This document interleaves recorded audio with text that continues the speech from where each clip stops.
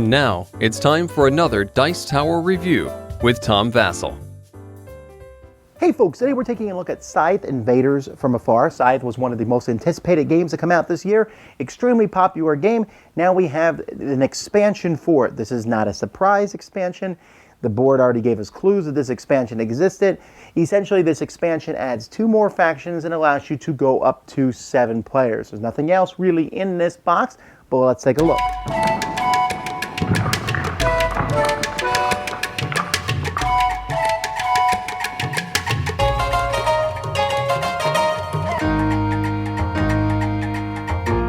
Well, first of all, we know that this was planned expansion because you already have the 2 expansion factions were already on the board. So you can see green starts up here, purple.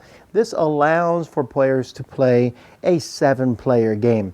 And I cannot emphasize how much to you how I will never do such a thing because I think Scythe is long enough with 5 players, let alone try it with 7.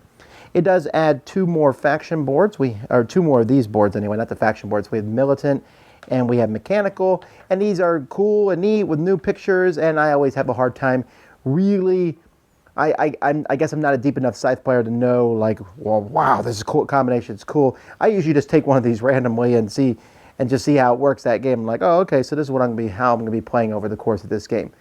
But we really are more, I mean, I'm glad there's more boards. This is great. More diversity is good. But we really want to look at the new factions. So the 2 new factions are basically factions that have come from a distance. We have a Japanese faction, and then we have a Highlander faction. This one has a boar. This one has a monkey.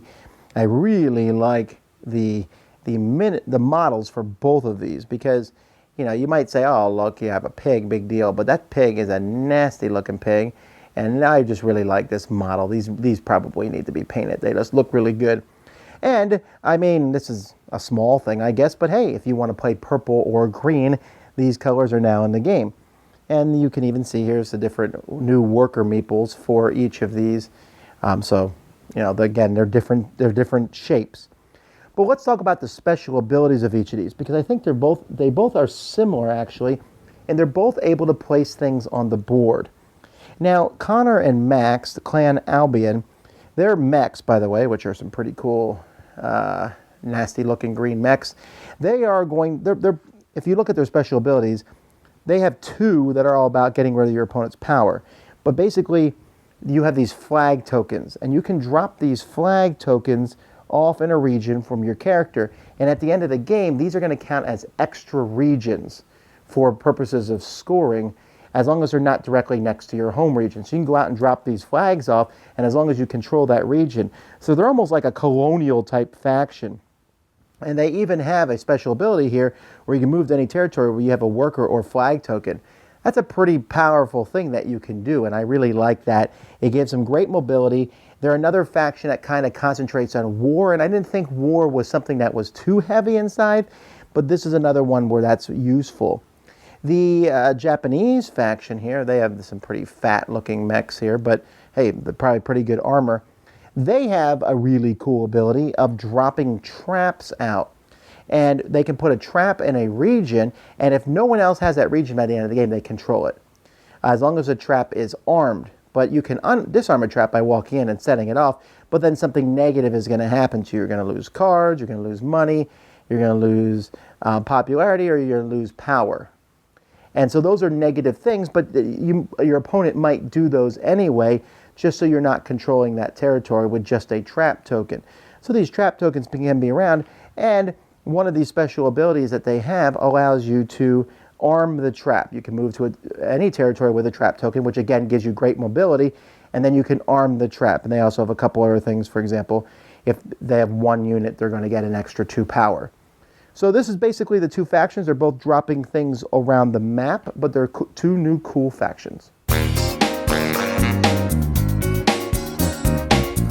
And normally I might be annoyed that they took some factions out of the game, but you don't need 7 different factions. 5 factions was fine for the original game, and this allows it in. Everything in this box fits inside the original box, so there is, it's easy to put everything in there.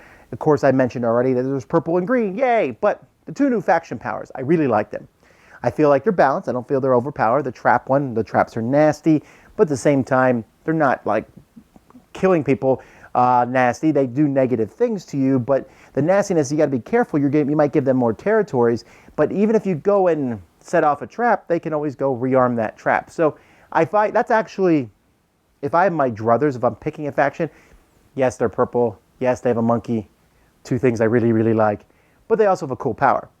The flag one, the Highlander faction, is more interesting. I'm glad that there's another, fighting faction that's out there. But this may not be the one style I want to play, besides it's green. So Sam will always want to play this faction. And then it fights, and that's something he likes. But I'm kind of glad it's in there. I feel like there's a good balance to the game. Now, there are some the rule book comes. There's 2 little rule books included in the box. This one here is just so you can play the solo game, which I haven't played with this. This one here talks about playing with 6 to 7 players and how some of the powers affect that. And that's all well and good. And I'm sure some people can talk at more length about 6 to 7 players. I apologize. I just feel like that would be too long. It even says in here, a game of Scythe usually lasts about 25 minutes per player, so it will take longer with more players. Yeah, let's not do that. 25, just say 30 minutes. But anyhow, I feel like that would make Scythe too long, especially while I'm waiting for other people to take their turns. But you can do that. But this is mostly about, do you want the more factions or not? Do you like Scythe? Get this. If you don't like Scythe, this isn't going to change your mind at all. There's no new rules, basically, just 2 new factions. But 2 fun factions, I believe. 2 factions that are very interactive, too, because I see, hey, you're putting flags out. I need to go take those territories and stop you from getting those extra points. You're putting out traps. What do I do? Interactiveness in a game like Scythe, that there wasn't a ton of already, is an excellent thing. So this is a good addition to the game. Dice Tower Judgment, excellent.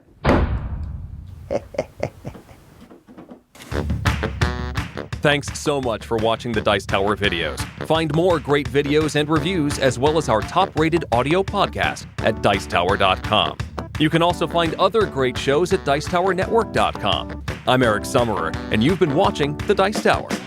The Dice Tower is sponsored by Cool Stuff Inc., where you can find great games for great prices. Cool stuff in stock. Check them out at CoolStuffInc.com. Shut the door.